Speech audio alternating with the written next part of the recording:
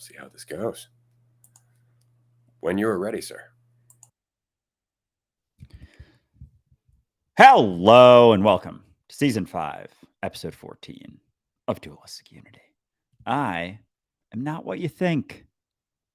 I'm not. And I am very, very excited to bust open, break down any ideas that you may have of me being something spiritual, something that has anything figured out, someone that's teaching someone that's a good person. I'm not saying that I'm a bad person, but I'm not what you think. I am also not what I think. I find that really interesting the more it settles in over time because, it's so easy to fall back to the idea that I am enough. But there isn't even a question until I ask it. There's really no need to tell myself or even reiterate that I'm enough if I'm not asking the fucking question. And so that's really all it comes down to, is just continuing on without thinking that you have to question your value, that you have to question your place, that you have to question yourself outside of the assumptions that you use for false security. Those you should question. You should question the illusions that you rely on because you think you need to, until you don't need to, until the illusions just fade away because you recognize what they are. Illusions. A way to kill the time where you could otherwise just be making time, using time, making the most of time, just being here in the present. Well said. Yeah, it's not there if you're not asking. If you're and that's just it. Is the focus on that, on those ideas, like on thinking about it instead of just being it. Like every single time, it's always, oh, how am I doing? Check the check-ins, the constant check-ins. And when you realize that there's no possible way to do it adequately, it's just so you can feel a little bit better. Then it isn't there as much. And they kind of go hand in hand, but it's also a continued investment in it as being correct. Well, I think and I'm so quick to forget how little evidence that there is when I do think a certain thing and then it isn't what I thought. There's never like a, oh yeah, I've been wrong about that a lot. I've been wrong about that like perpetually, forever, all the time. I've been incorrect, and yet I'm not willing to look at that. And so if you're not looking for something, it's not there. If you're not looking to reinforce an idea, and another beauty is that it reinforces itself one way or the other. It's a perpetuated cycle. So both options are always right there, right now. Both are right there, right now, and the choice that you have is to focus on a conceptual idea, your assumptions about your conceptual idea, your opinion, your judgment, your perception, believing it's the truth, or being willing to recognize that it isn't. And the more you recognize that it's not, that it never is, the less weight it has to it. But as long as you think it has, there's a degree of weight there. But it's an option not to look at. It doesn't mean that the weight goes away. It just drops a tiny bit. And then drops a tiny bit, drops a tiny bit. It gets a little bit easier, but it's still moment to moment to moment to moment. You being willing to be uncertain or your desire to be sure. It's funny that we often say, your willingness to be uncertain. But it's really your willingness to be intelligence. It really is. It's not even your willingness to be intelligent, because that's egotistical. That's about you individually. But it's your willingness to let go and be reality, which is intelligence manifest. And this is something that I'm finding more and more all the time in conversations as they pop up, in events in my life as they pop up, the timing of things. if I'm not in the way trying to get somewhere, if I'm not in the way needing some end result, if I'm not in the way with my preferences and my opinions and my fears and all of that stuff, and I just watch moment to moment, and as opportunities present themselves based on that feeling like this is the appropriate thing to do in this moment, not because of how it reflects on me, but because it seems to fit properly. It becomes more of a sensitivity thing. And as you do that, you start to recognize that everything is really acting intelligently. Everything really is acting intelligently. It's just that we have this divisive perception that we're all doing this separately. Like you're intelligent, I'm intelligent, Joe Blow down the street's a fucking dumbass, and so we compare the intelligence that way. But the only difference is how much we are all distorting the actual intelligence that is reality. Reality is intelligence manifest constantly. When we talk about evolution or how things just miraculously turn into life after given enough fucking time, that's because things are intelligent. And given the right environment, that intelligence finds a way to continue to grow and adapt and expand. Life is intelligence. We make the mistake of thinking that, because life isn't walking around going, look at all of these concepts that you must know, because life is intelligent enough not to use concepts. Life is intelligence, whereas concepts is more of a degraded form of intelligence. It's kind of like that old joke where the owner's looking at his dog and he says, if you were smarter, you'd be able to talk. And the dog's thinking, if you were smarter, I wouldn't have to. I love it. And you can't improve intelligence at play. You can only get in the way. You can only ever fog it, hold it back, get in the way of intelligence playing out by thinking that it's intelligent, by thinking that it's separate. Like there's intelligence at play, period. And then anything that's in the way of that, any idea of what the fuck that intelligence is, idea of yourself, idea of other people, ideas of anything is just getting in the way of that playing out. But there's not a way to improve it playing out. There's not a way for it to be better because it's not something that could even be different in a sense. It's just what it is. You playing out in perpetuity, forever here and now. That's it. You can't improve that. How would you improve it? Well, I know how to improve it. That's getting in the way. Well, you would do this to improve. You try this, getting in the way, and it's that investment in the false certainty and oh well, I'm on this trajectory path. Whatever, I'm becoming something more than what I am. Like your intelligence at play. At play. I didn't even mean it in the sense of like playing, but intelligence at play. It's what it is. There's no direction to play. There's no destination to play. It's done for the sake. Play is done for the sake of play. That's what you are. And you can do that. It's an option. And it's fucking fascinating how we don't realize that we can do things for the sake of doing things. We can actually do something for the sake of doing it, for its own purpose, its own reward, its own thing in itself, not to get somewhere else. It's such an addiction. Getting somewhere, striving for something.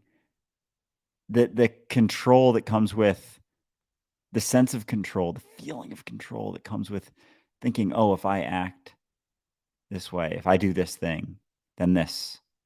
If I say this, then this. Like you don't know. You don't know. There is no certainty or control or guarantees. Period. It's just you here now. That's all that you know. So you might as well be it. Might as well stop fucking not playing in it. Not be like you're it. You right now are it. You're not going anywhere. You're not getting anywhere. You're not becoming anything. It's just you and your willingness to be it here and prioritize your experience for what it is as opposed to for what it's turning into. Because you can You can keep thinking you're turning into something for your whole fucking life, and it's never getting you to the spot that you think you're getting to. Just getting you here, and you're already here, so might as well just fucking be it. Because again, you're enough until you question it. You're enough. Even when you question it, not only are you enough, you're enough and enough to question it. Isn't that funny? But this is why we're doing this episode live today, frankly, is because I really want to make this fucking clear. I'm not thinking about this shit. I'm not thinking about this shit. People come to me with questions. People come to Andrew with questions, and you need to know this is what happens. Somebody asks a question. We have maybe a small moment of, huh. And then we open our mouths and things come out. And that's what this is. That's all this fucking is. This is just us being intelligence, not being intelligent.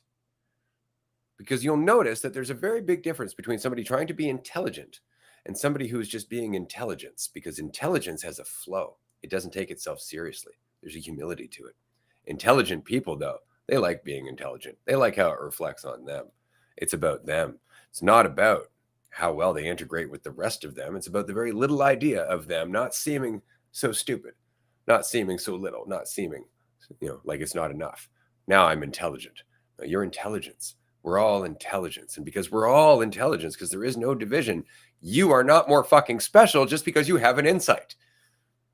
You are not a high consciousness individual just because you're starting to figure this shit out. We're all the same fucking individual. All that comparison shit does is get you bogged back down in the journey. It just gets you bogged back down in the fucking idea that you need to be something. You don't. You're already it. You're everything. You can't possibly be more than everything. You just can't. The fact that you get to experience one tiny little part of everything you are, and that is all encompassing, it takes up everything that you're doing right now, is a fucking gift. It's a gift, because the rest of it is all still happening and it's all still you. And the beautiful part about all of this is the fact is that, as Andrew was just saying, we're at play until we make it work. This is the universe doing what it does. It doesn't consider it an effort. Reality doesn't consider existence to be an effort. That's all a matter of perception. And it's so interesting because I've done this for so long, turning this into something like the conversation of just being yourself into a measurement process, a feeling of getting somewhere, turning into something. But it's just you have an idea of you that gets in the way of you being you right now. And if that idea isn't there much, what's left is you. And it's not this conceptual idea. Like it's just that right there. Like that is the fucking wall. That's the veil. That's the idea. Because if there isn't so much of a maintained idea of you, a maintained idea of myself, it's just playing out. There's nothing to judge anymore if you're not holding on to an idea. And that's just it. It's not about, well, am I doing the right thing? Right according to what? Right according to what? Relative perception. Wrong according to what? Relative perception. There's no control in that. There's no certainty in that, but it's just playing out. It doesn't get you to a place that allows you to feel better about things. It's just there isn't something telling you that there's something wrong. It's not telling you. You're not telling yourself that there's a different way that you should act. You're not maintaining this constant judgment about how things are going. And so what's left is just you going. And that's just like be there and do it. It's like, well, am I doing it correctly? There's no correct. There is no correct. Even when you do start getting caught up in some judgment or something, like just recognize you don't have to do that. That's it. It's not necessary. It's not benefiting you. It's not getting you anywhere. It's not going anywhere. Like I think you said earlier today in one of our calls, maybe on Patreon, that there's this idea that judging yourself eventually gets you to a point where you're not judging yourself. It's like, that doesn't make any fucking sense. But I've kinda thought that. I've kinda thought that, "Oh, I just have to I judge myself, then I'll learn." And then I'll learn to what? To stop judging Judge. yourself so goddamn much. Like, that's it. But at the same time, you're judging everyone else. By default, you're gonna judge yourself. You're taking that perspective as truth. Taking any perspective that you have of anything as truth. Take your perspective that comes up about yourself. It's gonna come up. It's gonna pop up. But it doesn't. You don't have to take it as truth. You can recognize that it's not until you're just being it. You're just doing it, and until you take a second, and be like, yeah, but how am I doing? Oh yeah, I don't. I don't have to. I don't have to know that. I don't have to do that. Like, how you're doing is just what you're doing. There's no how well it's going. You can you can make up some judgment, some relative judgment for how it's doing relative to your assumption about something else, but it's just an assumption relative to another assumption. That's all it ever is. And just be the you that you are. The spot that you're trying to get to is that you're judging yourself for getting to or not getting to is a lack of judgment. So you can just stop judging yourself right now because you don't know. That means you have to let go of the idea of comfort, of there being a right way to live, and that is often the case, right? Like, when we're judging ourselves in the ambition of getting to somewhere where we're gonna be okay now, where everything's gonna be perfect, where we don't have anything to worry about, where we're comfortable, we have control, we all this, because that's ultimately the driving ambition behind the carrot and stick mentality, is to get to a point where there's no more carrot and fucking stick, right? Or it's all carrot and no stick. You ever heard of Seneca? He was a Stoic. I have. Yeah. Interesting part about Seneca was that he was very rich. He was a very wealthy person, and he would go out of his way to make his life more difficult. He would take whole periods of time where he would just disavow all of his shit and go sleep on the ground, and it was to experience the things that all of the other people around him were afraid of. So that way he could recognize it wasn't worth fearing. That was the whole point. They lived in fear of poverty, of losing everything. And he's just like, yeah, I did that last Tuesday. Wasn't that bad? What are you so worried about? It's because you're defining yourself, because you're holding on to your shit. And it was because of that that ultimately Seneca ended up avoiding an attempt to assassinate him. He had pissed off Caesar at the time. And so Caesar wanted to have Seneca poisoned. But Seneca ate nothing but berries and drank water. And so he wasn't able to get it into his food because he was too simple of a person. Oh, that's pretty fucking incredible. I'm gonna look into Seneca. But that's interesting because that oh fuck, I had a point. It'll come back. But yeah, the willingness. Oh yeah, because there's this illusion that comfort and freedom go together. Like that there's a point where you do enough shit, buy enough shit, have enough shit that you become free. Like, that's not it at all. It Freedom doesn't come down to how much you accomplish or where you're at in life or what people think of you or any of those things. It's so interesting because that discussion of being being free in yourself has nothing to do whatsoever with your circumstance, with how people perceive you at all. It's actually the attachment to the perceptions as truth, to thinking they mean something, to thinking that your perception means something, your own perception, your own opinion, your own judgment, your own thoughts about things taken as truth that is the wall between you and freedom.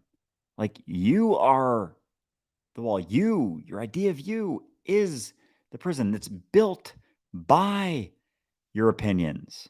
Oh, I don't like this. I don't know what's going on. A lot of things are changing.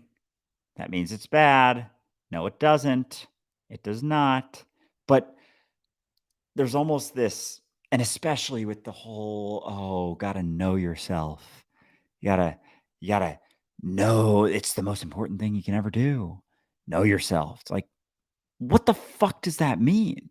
Like, you gotta settle upon an idea and then hold on to that forever, resisting the change that you are, the change that you're always embodying despite your opinion, despite your perception, despite your judgment. It's like shit's going to keep changing. Buckle up.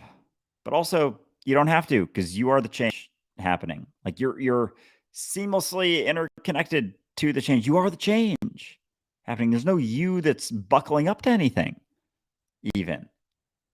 And it like the perception of division, it causes me to think that there is some me that exists separate from everything.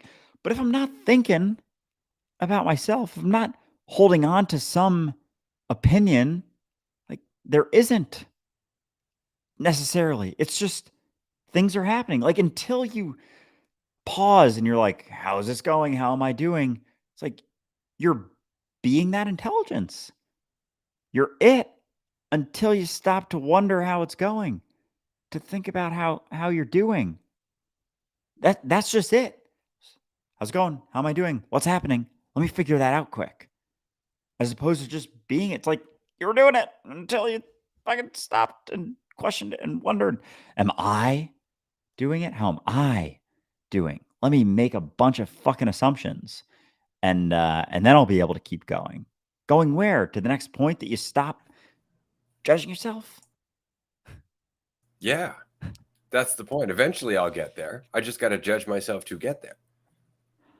Yeah, that's the short circuit. That's really what it is. We had one of the community sent me. Well, actually, he tagged both of us, I believe, on Instagram. It was this picture, and it was Buddha sitting up on his raised little platform and saying, "Be here now." And the people around him are like, "Well, how far is that? How do we get there? How am I going? Where am I going?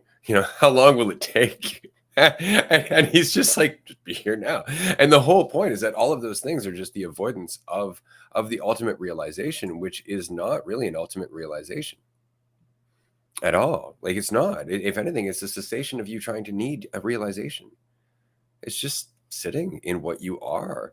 And it's just that we spend so much of our time trying to be something that seems like it's fucking groundbreaking. And yet, if you go and hang out with a 4-year-old, you don't even have to have the conversation. They're too busy doing it. It's just that we forgot. We got caught up in the world of being an adult. And I find that shit just hilarious because that is by far the biggest con. The fact that all of a sudden you've changed from a child to an adult. There's no line there. There's no line there. Sure, arbitrarily, it's like, well, you're this big, and therefore alcohol will have less of an impact on your brain, so you can drink. And that's really it. Like when it comes down to like the line for being an adult, it's where we can basically say that, if you do shit to yourself at this point, it's your fault. It's on you. That's more or less it. But that isn't enough. Like to say now you're an adult at this age is different than actually having somebody who's self-aware and responsible, who's going to recognize that what they do from moment to moment to moment is on them. Because that is adulthood. Adulthood isn't different from being a child at all. It's the same lesson. And yet we seem to divide them. Like, oh, well, being a child was this. No, being a child is fucking hard. Being a child is fucking hard. It's ridiculously hard because you don't know shit. You don't understand shit. Everybody around you is telling you what to do. And you're just awash of all of these experiences trying to work that shit out. Find some patterns in a place that you've never seen patterns. You don't even know what a fucking pattern is when you start. Right. And so being a child is really, really hard. We look at our lives now. We're like, oh, being an adult is really hard. Yeah, because you make it hard. You make it far fucking harder than it needs to be. Think about it. All the biggest problems you had as a child, not knowing how to read, not knowing how to write, not knowing how to do math, not knowing how to speak, not being able to be big enough to get something off the top fucking shelf, not being able to strong enough to go downtown by yourself, not like all of those things are practically addressed by the fact that you've grown up. You can now go and do all those things. Where does the hardship come from in your life? From you. It comes from you judging your progress every step of the fucking way. At what point did that become the name of the game? Oh, right, school. Yeah, and that one, it really drives that home. It's so interesting how that desire for, yeah, over and over and over and over, let's beat this fucking judgment, judge your progress. How are you doing? How are you doing? How are you doing? Weekly pop quiz, weekly test, test here, test there. Like the fact that that is a constant, it's like, oh, it's really fucked up. It's like really, really fucked up because, like, as an adult, there's like work and jobs and stuff, but like the way that school is structured is like its own thing. It's Oh, it's like prison. I was watching Shawshank Redemption recently with my daughter, and first time she's ever watched it. Great movie for sure. But every single time she's ever seen a scene in a movie about a prison, she always goes, "That's what my friends are going through in school." It always ties together. The cafeteria line, having to ask to go to the bathroom, things like that. That's all prison. That's the only place that we really experience that. Because if you go get a job and you keep going to your boss, like, "Can I go use the bathroom?" They will tell you it's right there. Like, you can figure that shit out. But if you have to go to the bathroom in class, you have to ask. You have to ask. How fucked up is that? Who the fuck is this person at the front of the school or at the front of the class teaching you a single subject for an hour a day, but telling you to control your bladder because they don't want you to inconvenience them? And the only reason they can is frankly because you're too young to do anything about it. You're too small to do anything about it. And your parents don't fucking care enough to take you out of there. So you are their bitch. And they fucking know it. And while it has gotten better over time, in other words, they don't smack you over the knuckles with a fucking meter stick anymore. The fact is that they beat you down psychologically every fucking day while they're looking for disorder after disorder after disorder, which would explain why you won't listen to their ridiculous fucking demands that you do everything they fucking say. There's got to be something wrong with you, right? oh my god, the comparisons to jail are unreal. Like it really did. Like I've started reading a bit, but like there's so many things that I did enjoy growing up. Like even writing. Like I can remember elementary school and I loved like I had a like these short stories I would write about a lizard that would like travel around the world and like the universe and just have all these wild stories and like I really enjoyed doing that stuff and over time it was like gotten more and more like do it for a reason. Holy fuck, like do it for the grade, do it for the thing. Oh, you want to go to a good college, right? You want to cuz then that'll set you up for the best job and you want to get a good job, right? Cuz then you make lots of money and then you can get this and that and this and that. And it's like, okay, for what though? Like what's the end of that? It's like, well, safety, security, comfort, not fucking freedom. In no way is any of it freedom. Like we start off not being free. We start off in a prison. Think like our whole fucking structure, nothing is driving towards freedom. No wonder it's not talked about. No wonder everyone's walking around like they have a fucking stick up their ass, talking so concerned, so hesitant, so afraid. Because there's never any point. It's like, what's the point of all this? And then we're like, talked about this morning too, but it's like, oh, I keep striving, keep striving, keep striving for what? For what? So you die? Well, then you go to heaven. Then you go to this magical place. And no one fucking thinks about heaven for more than a second. It's this comfortable thing, but animals don't go to heaven. Nature doesn't go to heaven. Nothing fucking goes to heaven. Those people that you don't like that are still pretty nice, like they're going to heaven. All the people that you probably do enjoy and appreciate aren't. And also, which fucking version of you is going to heaven? Exactly. Is it the one that was born? Is it 2-year-old you?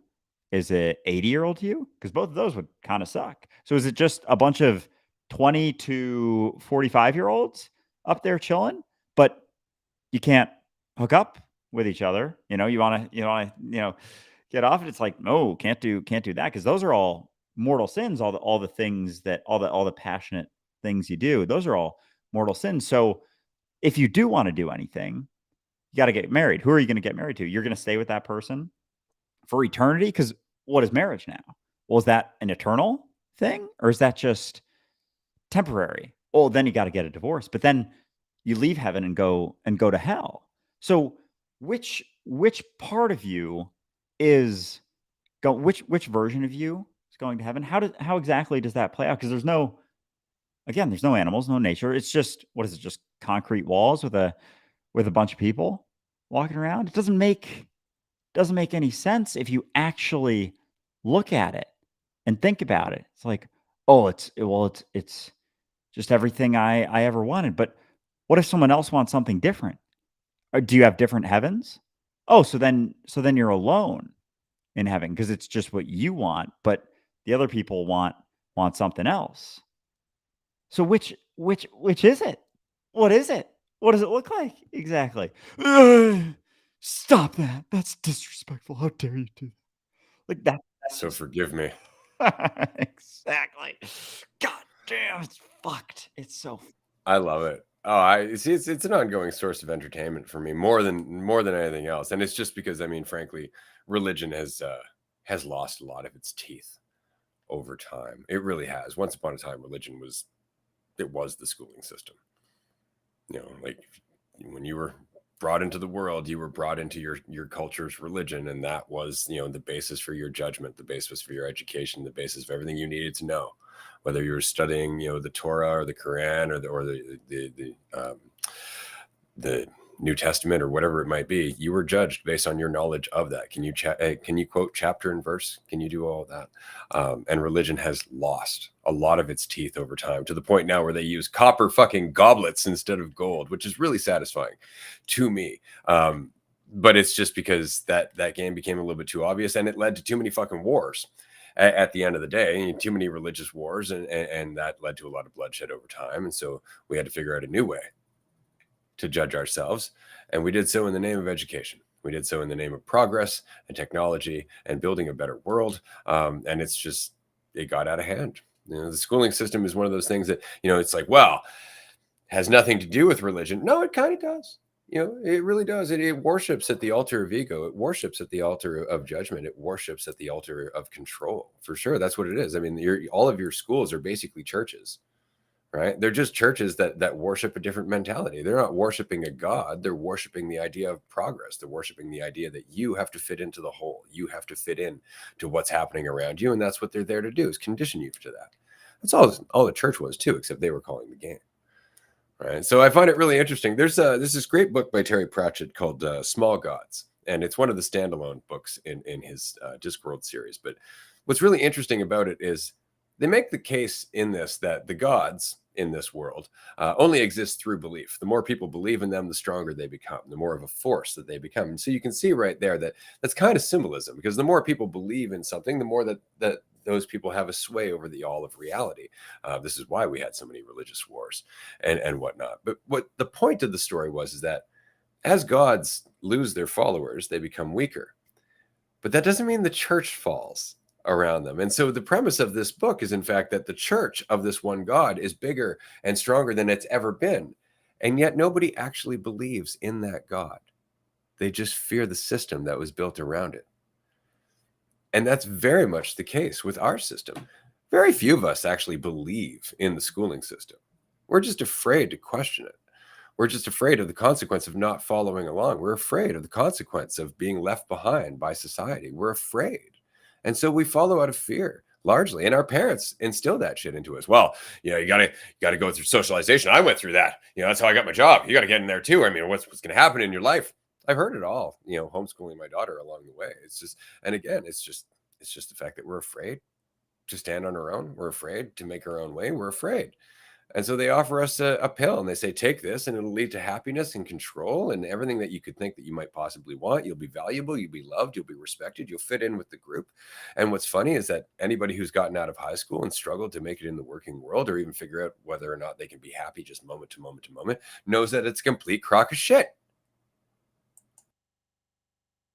Such a massive fucking complete crock of shit. Holy fuck. Like, I obviously went through school, did pretty well, like, went to a college that people say is a good school.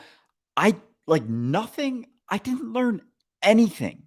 Like, I straight up don't know if I learned anything. Some of the math stuff, because I actually enjoyed that growing up, like, kept in mind, whatever. Some of it, not all. Like, the calculus shit, don't remember that at all. Like, it's so fucked. Because, like, even the classes that I don't remember anything from, I got good grades in them. I did well in them. I was I was like I did all the things. I did all the things. And yet, looking back, it's like, okay, so what exactly was it for? Oh, was it just what was it for? Just to keep kids busy while the people who already went through it now are working and making money and you know now at this point giving 20 to 30% of it back to the system. Well, think about it. After 12 years of learning to do what you're told, you get really good at doing what you're told.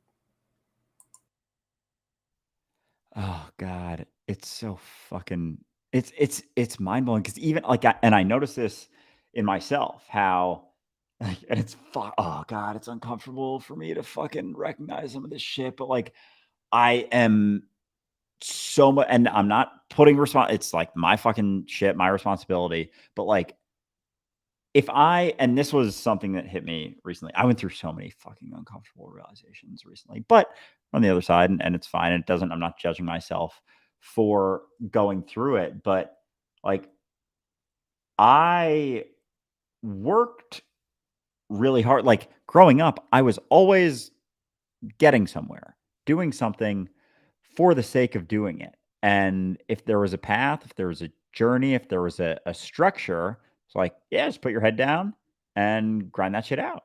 And I would.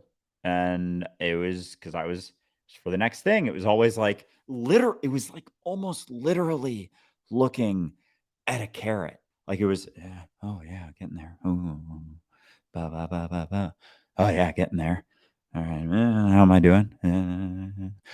Yeah, we're getting there. And it was like that, literally, holy fucking shit, dude. Like my whole life was that. And so I'm fucking 28 and I'm just just learning how to do things for the sake of doing them in my decision to do it, not for anything else. And it's like, it's weird. I'm not gonna lie, it's fucking weird and uncomfortable. And like, it was so drilled into me to do things for something else that when there isn't something else, it's like I'm sitting on my thumb. I'm like, okay, fucking do something. And it's just that. But it's like I'm subconsciously looking for a reason, for a guiding hand. And it's Or a gold star. or a or a pat on the back or a someone else telling me, giving me input onto that. Oh, oh, you got into That's it. oh my god. That's the reason. That's the reason that I have such an issue with the schooling system, is that it's never just enough to be you. You always have to jump through the next hoop, and you are always evaluated according to all of the other kids. And it's the most superficial way of trying to raise children, of trying to, help a human being grow, because it immediately develops this idea that you can be so easily compared. And so you start to believe that you can. All of a sudden, some kid gets a higher mark on math. You actually think to yourself, well, they're better than me. And you feel like you are less because of it. That could be 6 months older than you. Oh, we're all in the same grade. Yeah, and And like at 8 years old, a month of development time means worlds. 6 months especially. We forget that. We really do. It's like, "Oh, I was the youngest person in my grade." Do you have any idea how much that set you back compared to everyone else who was fucking like 8, 10 months older than you? Had 8 to 10 months more development time? Like, it might not seem like much now that you're in your 20s or your 30s or your 40s, but think about that, okay? Every year of your life as you grew up was 12 months that you had never existed before. By the time you're 8 or 9 years old, you've experienced 100 months ish. Every one of those are sizable in terms of how much you develop. Every single day of your childhood is huge. And yet we gather kids together. We're like, oh, they're all in grade 5. They're all at the same level. Let's test them all in the same fucking way. It is the dumbest shit. So dumb. I'm curious because I'm a May birthday. You're July. Were you old or young for your grade? I was young. Yeah, me too. Yeah, I'm curious if you look at that and which side of self judgment versus feeling good. Because like I was young too, and how much despite doing well, like, I got good grades pretty much my whole life up until it was the shift kinda happened in, middle school. I've talked about it before. I went 5th grade to ninth grade to a hardcore Catholic school, and it was ninth grade when it turned into high school that it was hell. It was fucking hell. Like, I straight up told my mom because it was, and I think I've maybe have told this story before, but, my sister who was 2 grades younger than me, so there was a school different school. It was a Catholic school, but it wasn't like this. Like, it was like fucking I'm not gonna say any comparisons because it would offend someone, but yeah, it was fucked. It was really fucked, like hardcore Catholic conservative. And my sister visited another school. She was in 7th grade. That school started in 7th grade, went through 12th. And she got home and she was like, "Oh, it was awesome." She was just raving about it. Like, "Oh, it's nothing like Providence Academy," which is where we were going at the time. And I'm like listening or I had just come down from like 4 hours of homework, and I was like meanwhile, I'm fucking 14 at the time, just get it after being in school for 7 hours, getting done with my 4th hour of homework, where and I would sometimes just sit there, just feeling so much weight of, like, so much shit from, like, 8 different classes, work in every class, homework in every class, and I was like and this was always the thing I wondered, I was like, do my teachers know that I'm in other classes? Like, are they aware that there's 7 others? Or do they think that I'm just going to theirs? Do they know that this is a 7-hour day? Or do they think their class is the only class? I would always and I haven't even remembered that since, but I come down, I'm like, sort of sheepishly like, "Mom, can I visit? Can I visit that school?" She was like, "Oh, well, yeah, I think so." She's like, "You don't like you don't like Providence?" I was like, "It's hell. It's hell." And she'll tell that story and we laugh about it now, but it's like, holy shit, it's insane. And I don't remember where I started that point with, but it's fucked how much it Yeah. gets And what's drilled worse, it home. has the justification of being in your best interest.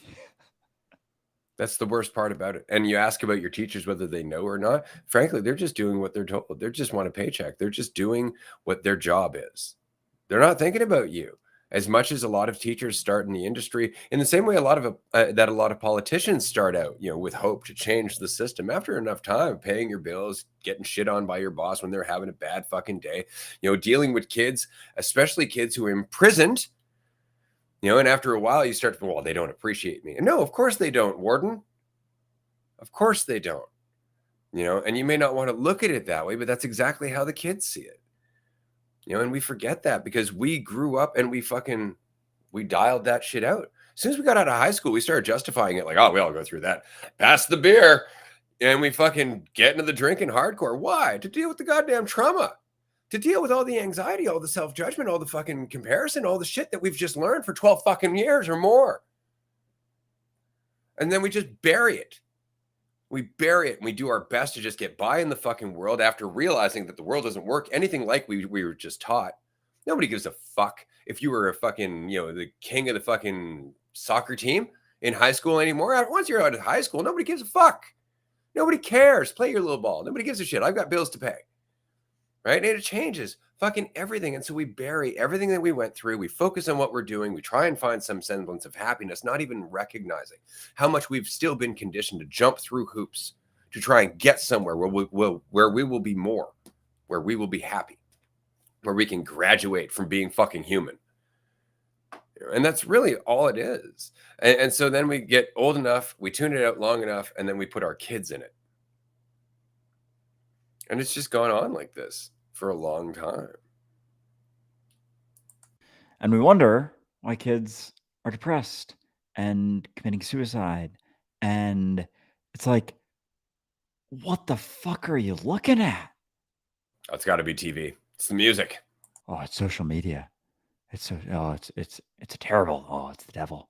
It's like they just went through 12 to 16 years straight of constantly being measured, being judged, being compared, because there isn't even a line. It's just in relativity. It's just you relative to everyone else. We had a comment here. It's the weed. Devil's lettuce. Oh, it's ruining people's lives. But isn't it funny that we vilify everything these kids reach for just for some cessation of the stress? Like no matter what it is, oh, they're on social media too much. Oh, they're watching too much TV. Oh, they're it's like, yeah, well, no shit. The rest of the fucking time you have them working like they're a 40-year-old dude. Like you have them working full-time fucking jobs. No shit they want to play. No shit they want to tune out. No shit they want to break. And no, that's why they're not getting to work. Fuck you and your work. You're not even happy. You're telling these kids they got to do what you do? It's unreal.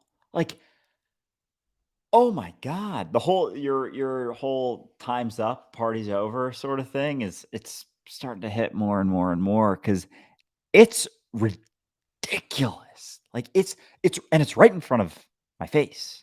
Like it's right in front of our faces. And I feel like I'm just getting to a point where I'm finally like seeing that instead of being in it, even in it just since dualistic community, since we went full time, basically.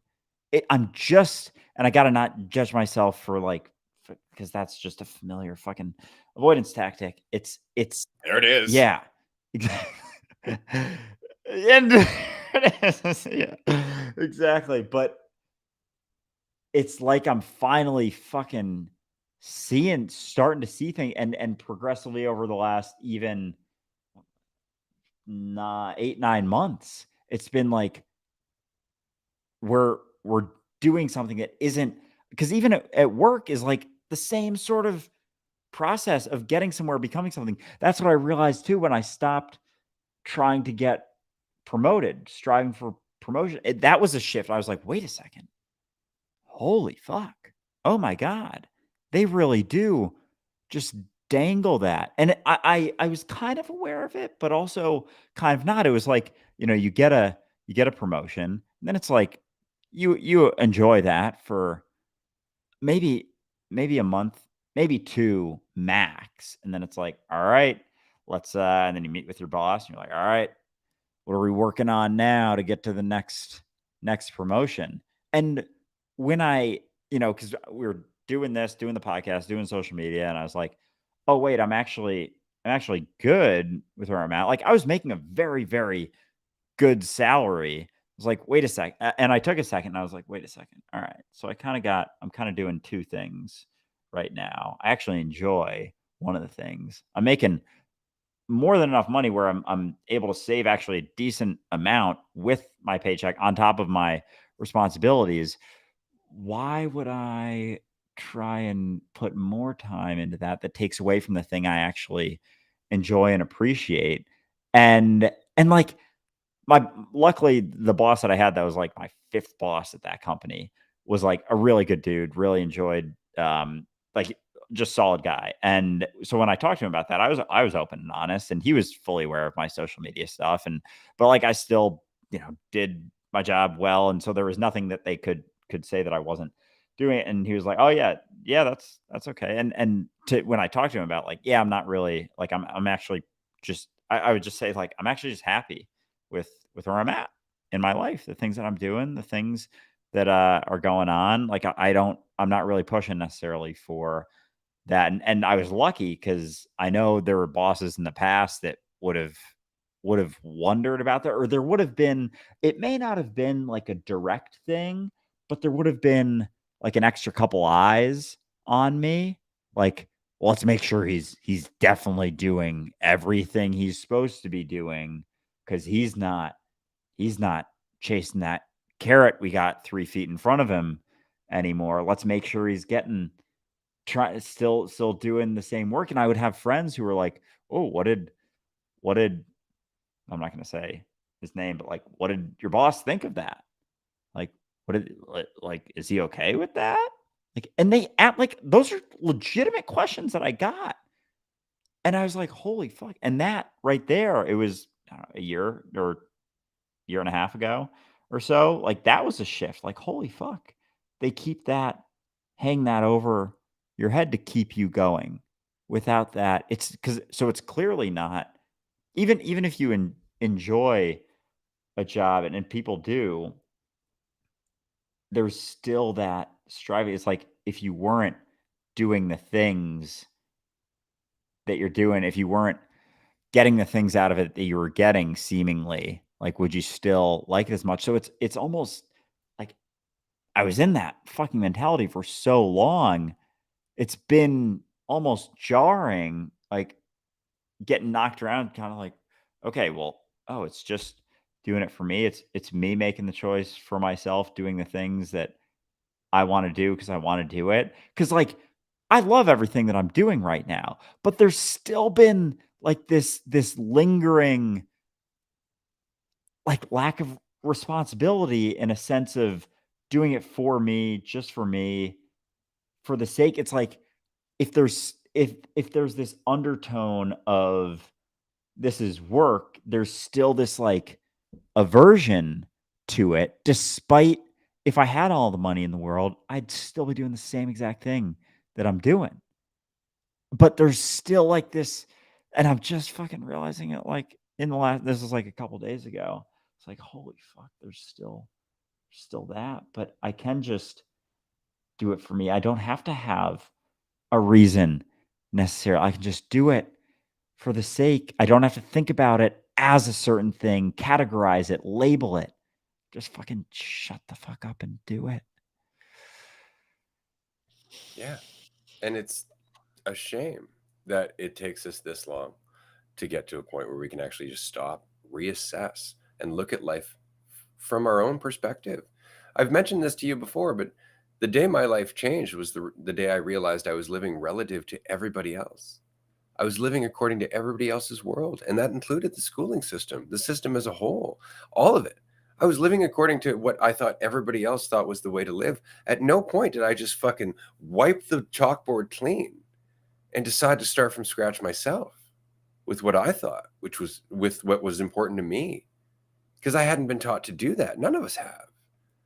We've always been taught to fit in with what everybody else thinks is the important thing to do. And this is the worst part about parents is a lot of times parents just raise you to validate what they've decided to invest in, right? They just want you to be another little mini version of them so that you can show how right they are in the choices that they make. And the fact is that each generation changes so much from the one before that shit just stagnates us. Like my kid is going to have insights and ideas and shit that I've never had. She's already having insights and ideas and shit that I've never had. And why is that? Frankly, because less people are taking up her fucking attention with their bullshit. That's really it. Less people are telling her to think this, and more people are like, "Hey, what do you think?" And so she's having a chance to express herself and explore whatever it is she wants to think. But we weren't really given that chance. And the system is terrified of a population of people who are not doing what they're told. Like that's really what it is. It throws everything into disarray. You got to remember, like The odds against the system are fucking stacked. Like, they never want us to look at that. They really rely on our conditioning. They rely on the fact that we do what we're told. We chase the carrot. We run from the perceived stick, right? And as such, we are very easy to keep in line. Just make sure you got a Black Friday sale from time to time, and we're good to go. But the fact is that there are so few cops. There are so few government officials. There are so few people who are actually, quote unquote, in control, that if you had a population of people who are just like, that's enough of your shit, it would all fall apart. There aren't enough jails to keep all the people who would say that's enough. And the system knows that. The system knows they can't beat us by numbers. They have to beat us by making us willing to submit. It's gotta be. That's all that it's like this, and it's the perception of this, the idea of there being a pot of gold at the end of the rainbow. It's like this fucking massive farce that you're getting some, and we just drop things in like, you know, heaven, or certain fears of certain things. Well, if we're not in control, if you don't follow this, then anything could happen. Like, yeah, that's exciting from a certain perspective, but the the realization, and your daughter is very lucky to have that, because even the thought of, like, the question, "Well, what do you think?" Like, I don't know if I was asked that until I got my first job, and even then I was like, "Can you tell me where I should start?" Like, where, like, oh my god, school, it's like, this is the way we're just learning things. It's a one-way street. School is a one-way fucking street. Even when you get the opportunity to express something, it's a one-way street in the sense that you're going to get graded and judged. And so, you better follow the guidelines. You better fall in between. You better color in between the lines. Yeah, you can pick which color as long as it's between the lines. Like, even when there is the opportunity to choose a little bit, it's like, we'll give you a little bit of space to wiggle around here for a second. Give you a little wiggle. It's like, can I wiggle a little more? No, bitch, you're stuck there. There are these confines, and you have to live within them, because you wiggle too much, we can't control you anymore. And if you wiggle too much, both theoretically, or literally physically, we will give you medication. If you start wiggling too much, you're getting drugged. So you stop wiggling so goddamn much. And like, that's the process. But holy fuck, school is a one-way street. You learn things. You go to history class to learn about history. You go to math class to learn math. There's never a, okay, but what about thinking about, like, where did the math stuff come from? The people we're learning about, where did they learn to do all the things? It's not. That's actually a memory for me. I just wanted to mention that very quickly, that I remember very clearly in, I think it was a grade 9, math. My math teacher at the time was a substitute gym teacher. And so they didn't have a math teacher at the time. So they took this gym teacher who was fresh out of school, had never taught math a day in his fucking life. And they basically put him in charge of the class for the entire semester. And he was as insecure got. And so he was just more or less like, just follow along in the books, just read this chapter. And I remember one day I was just like, hold up, I have a question. We keep using pi. Where the fuck pi come from? Easy enough question, right? Like, I just want to understand. We keep using this number. I'm down. I have no problem with the number and the little sign and the whole thing. Cool. No worries. Why is it there? He got so pissed off. I got kicked out of that class. It's because he didn't know. He didn't know, and he could not admit he did not know. All he could do was reconcile the fact that I wasn't being a good student because I wasn't doing what I was told. Holy shit. And even that, I don't know. It's now, I would argue, my favorite quote ever by Anonymous. Just 3 little words. I was straight up told. I don't have specific memories, but I know I was told a number of times because I remember the feeling, the fear of not knowing, the fear of not knowing an answer, of not knowing what to say, not knowing how to act. It was a massive one for me. That worry, that concern. Oh, if they come to me, they're going around the class or asking, random questions. Oh, fuck, I forgot about that. Like the getting called on randomly. Holy shit. It's like you were always stressed. They fucking taught you stress. They built that shit into your experience. It's a chemical imbalance in your brain. Oh, god damn, dude. Oh my god. Like that's so fucked.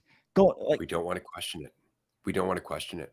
We don't want to question the system that everything is fucking built on. We don't want to question the conditioning machine that is our schooling system. And so we make excuses all the time. And in doing so, we empower the pharmaceutical industry every step of the fucking way. that's so it's really like don't let that shit weigh you down, but it gets dark. Like it's like a part of me is like, ooh, this is interesting how fucked up reality is, how fucked up the system is, how fucked up this mechanism of control, how far we've gone into control, like into the investment in control despite it not getting us anywhere. And oh god, the heaven thing's been killing me recently. But it's like because no one comes back and tells you, nah, it's a bunch of bullshit. And so it's like you can't not prove it. You can't prove it doesn't exist. It's like that is a fucking terrible argument. All these people, a billion people believe it. Another terrible argument. It's not a good argument. Do you get that? It's not even an argument. It's just pointing to a bunch of people who are afraid and desiring for there to be investing in something that requires them to believe in a payoff. And so they must believe it because of the way that they're living their life. To validate the way they're living their life, they have to believe that. Because if it wasn't there, they'd get fucking rocked. They would get fucking rocked if they were to really take a good look at that. And so even my little rant, which I'll probably turn into a video at some point about the reality of heaven. Would you really want to go to heaven? Have you ever taken 5 minutes to think about what heaven would be like based on the things that they tell you? That all of those things. Like heaven would fucking suck ass. Heaven would be a terrible fucking experience if it was exactly what they say that it is. But it's just this conveniently comfortable idea. It's like the cessation of all of my pain and suffering. It's like, well, can you maybe try and work on that now? It's like, no, because it's all these people's fault and it's all this thing and it's all this stuff and it's not my responsibility to deal with this because it's all these people it's their fault. It's they're triggering me. They're doing this. It's their thing. It's like that has just gone on for so long that now it's become this norm that we're not willing to question and feels too big to question. Like the school system just feels too big to question. It's like, have you ever wondered if maybe that's not the best way for kids to grow up? Have you ever wondered that? Like, well, then what would they do? Everyone else is at work. What would they do? They wouldn't, they'd have to be supervised by someone. It's like, yeah, it's a great question. What would they do? You keep living their life like we're not willing to find out because it's so fucking caught in that. But you can feel the shifts, the questioning, the willingness to let go of a little bit. It's like we're getting to a point that we're starting to realize, oh, maybe this payoff to this digging deeper and deeper and deeper into more and more false certainty and control isn't getting us to the place. And it's like we're starting to scratch our heads a little bit. And yeah, so that part's exciting. And you got you. So that's always important to remember. See, that's it though, is that We have committed to technology and we've committed to the idea of progress so much over the last 100 years, 150 years, um, thinking that it would deliver us to the promised land of peace and happiness and ongoing comfortability. And it just doesn't deliver. What it has done is create a population of irresponsible people who are anxious as fuck and don't know what the hell life is all about. It's created an entire idea that we always have to be doing something and we can never just be what we are. So fulfillment and happiness and peace just isn't a part of our priority. And as such, it's not a part of our system. But as we start to recognize that that shit doesn't work, as it becomes overwhelmingly fucking obvious that this shit doesn't work, and we know this by the rise of mental health problems right now. We know this. Eventually, our priorities as adults start to change. Why do you think my daughter's homeschooled? My daughter is homeschooled because my priorities have changed. Because I've recognized that that mentality that raised me will never get me to where they promised it would go, ever. And so my priorities have changed. And as such, the things I teach my daughter have changed. I've taught her to be herself. I remember very clearly meeting a parent who's like, what do you want your daughter to do when she gets older? I'm like, be happy. I don't fucking care. Like, I really don't care what she does. I don't care if she wants to be a plumber. I don't care whatever she wants to do.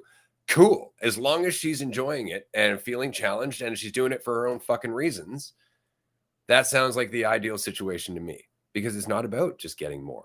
It's not about just having more. It's not about achieving more and being perceived by others because that shit wears thin real quick.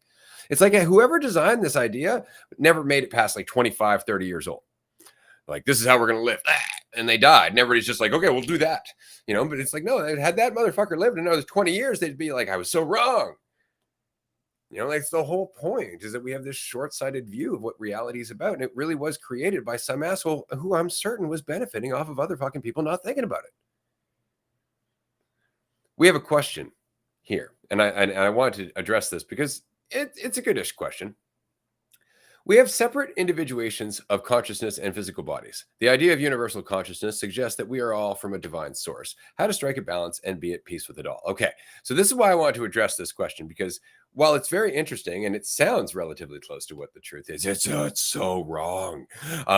We have separate individuations of consciousness and physical bodies. No, you don't, as a matter of fact. What you have is the perception of separation. What you have is the ongoing belief in separation, and the perception that you are divided is exacerbated by your commitment to your self-image.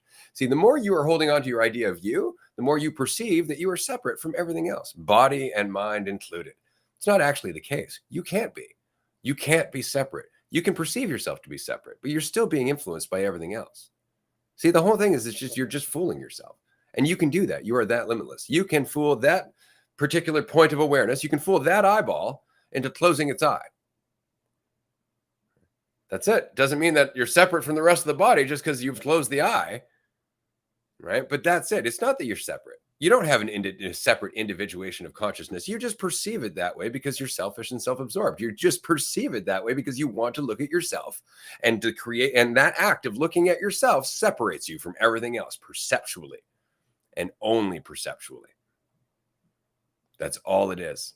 So it's not that you have a different individuation of consciousness. You have your own version of your ego. And so it's not about coming connected closer to source. It's just when you don't have so much of a conceptual idea, you're not taking your opinions and judgments and perceptions as truth. It's just what's left. Like, that's it. It's just what's left. Just what's left. It's not, you don't get somewhere to get it.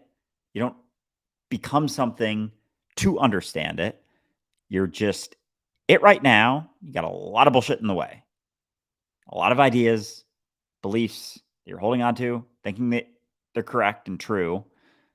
And that's just it. It's an investment in your thoughts as truth, that false certainty that comes with it. It's not this whole big grand like metaphysical sort of deal. It's just right here right now. You're holding on to a perception of yourself, a set of assumptions, and kind of amplifying that onto believing that everyone else thinks that as well. Whether it's purposefully or kind of subconsciously, there's this like assumption that everyone else is thinking the same thing about you. and they're not. And so what you are isn't what you think. And like it's just that. It's not to be something else. It's just that you're not that the assumptions that you have about yourself aren't true. And what's left is reality. What's left is what is. And that's kind of it. And there's yeah. That's it. But we have a follow-up. Okay, so whether or not it's a form of reality or a perception, there really is a difference. We still operate within this thought form. Well, you still experience reality through the perception of division. Without it, you would have no experience. This is true, but that doesn't mean that that experience is the truth. It doesn't mean that perception is reality. And I think it's important just to keep that in mind, that you can invest in perception as much as you want to, but it'll never be reality. You said yourself that you have a daughter. I do. That implies separation too, doesn't it? No, I also have a spleen. That doesn't imply that it's separate from me. So how do we balance? We don't think about it. That's really it. Is the less you're thinking about yourself, the more in the moment you are, the more you are actually reality acting. And that's where insight lies. It's not about trying to understand unity consciousness. It's certainly not about trying to strike a balance between believing in divine consciousness and being yourself. It's about getting rid of the gap between the two, because those are just conceptual. The reality is what you are right now, which means you can use concepts all you want, but if you believe you are those concepts, that's a whole other hell. And so yeah, even the idea like it's all of the ideas, like it's not the idea. Your idea of the thing is not the thing. Like that's it. Your idea of you isn't you. And so it's not about this conceptual balance or finding a equilibrium or perfecting it. It's like it's already in balance. It's already in equilibrium. You're already what you're striving to be. You're already whole and complete. The you that you are right now, there's not a separate you that you're becoming. There's not a you that you get to because you recognize these things. Like, okay, I'm whole and complete as I am, which will make me better than I am right now, and it'll help me be more relaxed. And once I recognize that the me that I am right now is whole and complete, I will be more insightful. I will have more insights at pay. People will like me more than they do right now because I recognize that I'm whole and complete as I am, and so therefore I'll become something else. There's no other thing they become. It's the you that you are right now with all of the perceived faults that aren't really there so much when you stop wondering about all of the faults. When you stop thinking that you have faults, when you stop thinking there's something wrong with you, it's hard to come up with something that's wrong with you. All the things that you think are wrong with you aren't there when you're not thinking about them, when you're not thinking that there's something wrong with you. And we got a couple more follow-ups that it looks like Ray's reading. We do. Yeah. Specifically, but your spleen is within your physical body. Your daughter is separate from your physical body. No, she's not. No, she's not. None of us are separate at all.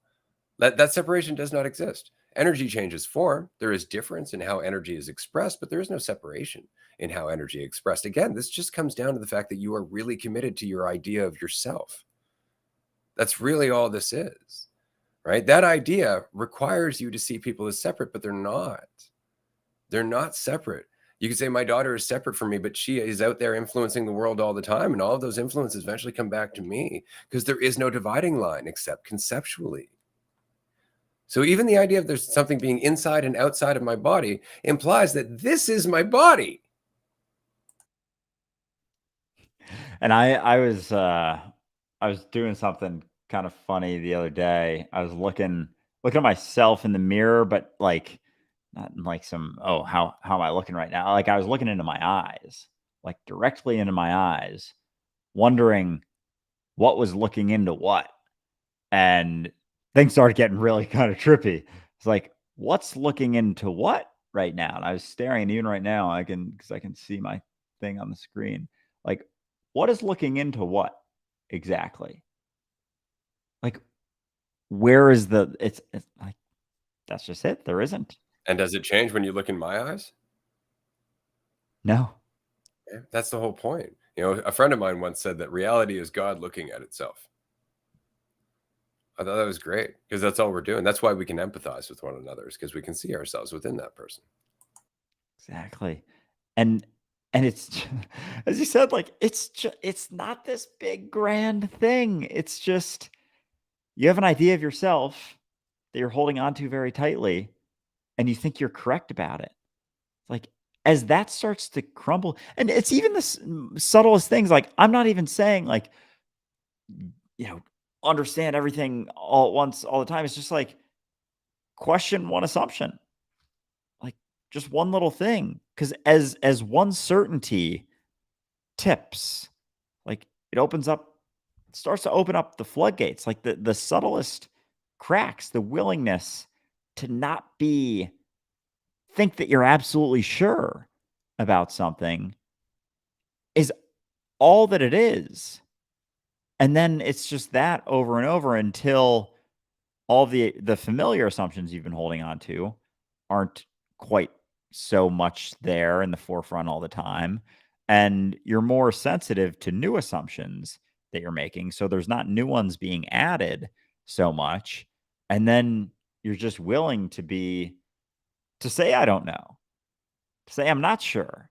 Even when you make an assumption about something, like, "Yeah, but it's not actually what it is," and you can recognize differences in yourself, different people, different things, but without a solidified, absolute idea of yourself relative to it in comparison, in judgment, in this divided, perceived divided mentality, like, there isn't so many other things. Like, the other things that you perceive are just ideas that you feel like you're sure of, that you're not actually sure of, that you're unwilling to question, that you just keep holding on to because you feel more comfortable thinking that you're correct despite not being correct.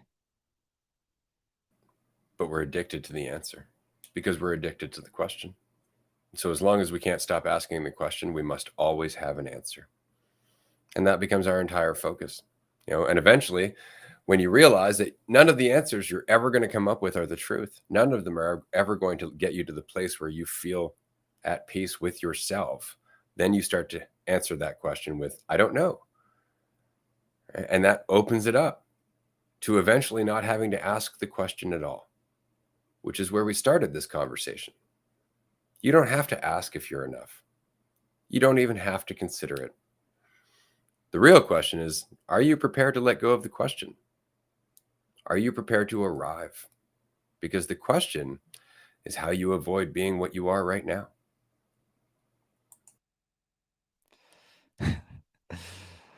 Oh gosh, that goddamn question. If it's not there, like, there isn't so much that comes after it. It really is the root right there. That question, am I enough? Am I doing well? Am I doing things right? It's like, if that question isn't there, like, that addictive question, there aren't so many things telling you something one way or the other. So it's just that constant fucking nagging question.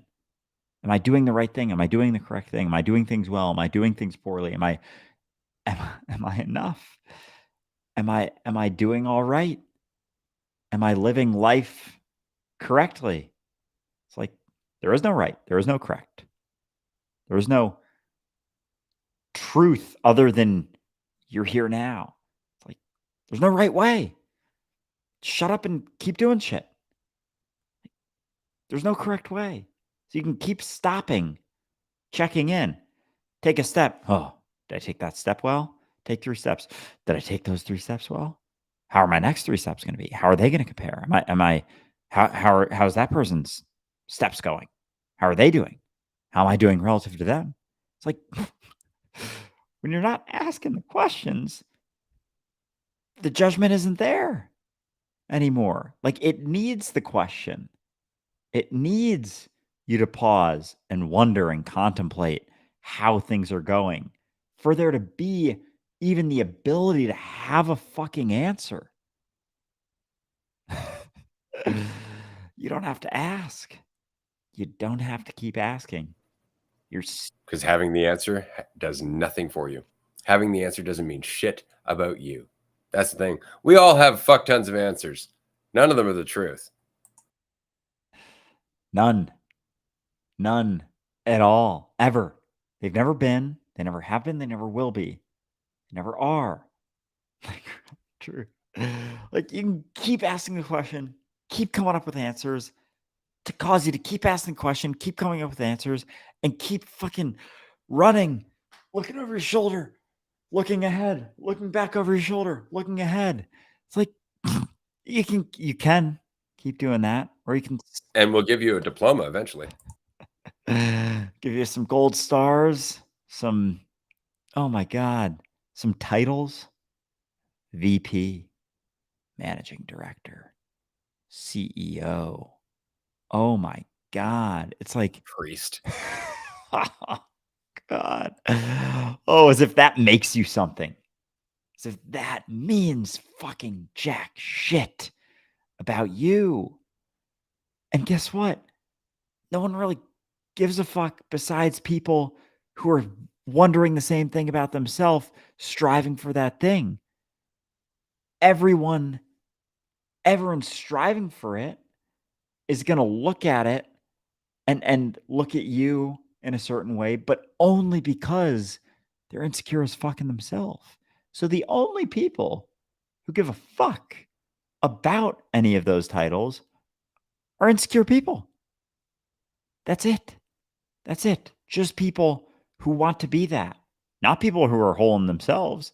They don't give a fuck about the title, about the things, about the stuff, about all of those things. They don't care. And that sucks. That kind of sucks when someone comes around like, I'm this, I have this, look at all of these things. They're like, cool.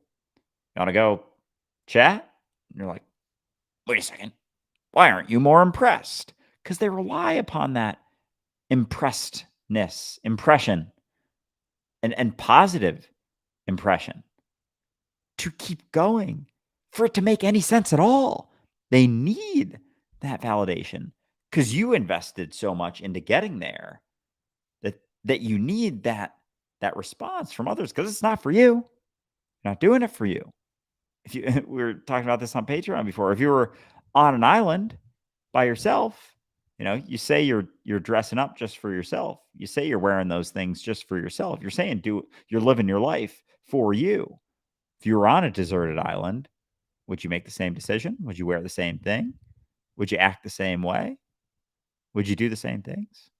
If not, just be willing to look at that. I'm not saying you should do something else. Just the willingness to wonder, to scratch your head, to think, oh, maybe I wouldn't, because then you're not living for you, and you're living in relativity, and that's not freedom. If you're not living for yourself, you're not free. You're at the will of other people's perceptions who don't really give much of a shit unless they're insecure in themselves.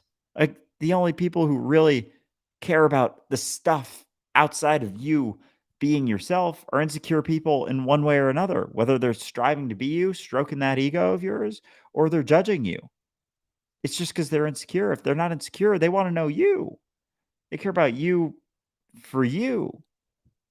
And that's it. They don't give a fuck about any of the other things because it's irrelevant to you and your freedom. That's just the thing, though, is that if I think I am what I think, then what I think, just the act of thinking, becomes so much more important. Everything's riding on it. Everything is riding on those thoughts being perfect, on those thoughts being right, on those thoughts being intelligent. And it's because I believe that I am what I think. So I must be intelligent instead of just being intelligence. And it really is just that. It's that idea of myself that cuts me off from everything that I am because I filter it all down into this fiction that creates a conflict with reality. And that's really it. But it starts with the need for an answer because the only person who needs an answer is someone who's measuring themselves according to it. This has been a very Good episode. I appreciate everybody who could join us today. I do want to mention very quickly this episode will not be aired for a couple of weeks because we still have a number of classic episodes that I'm editing beforehand. But if you're listening to this right now and you would like to join us in Vancouver on October 5th, we have a retreat coming up, the last mini retreat of this year. We would love to see you there if you can make it. If you can't make it, do consider the Netherlands. But this has been a fantastic conversation. And it's because, frankly, there's nowhere to go. We're not trying to give you answers. We're not trying to teach you shit. I am spending my afternoon at home having an interesting conversation because I like to do so. I'm talking to myself. Sure, there are other voices that I'm hearing, but that doesn't make them any less mine. And so the fact is that this is an exercise in just being. You're listening here and participating in this episode is an exercise in being. And look at all of this without any need for an answer, without any need to define yourself, without any need to be right. We've all just fucking grown together.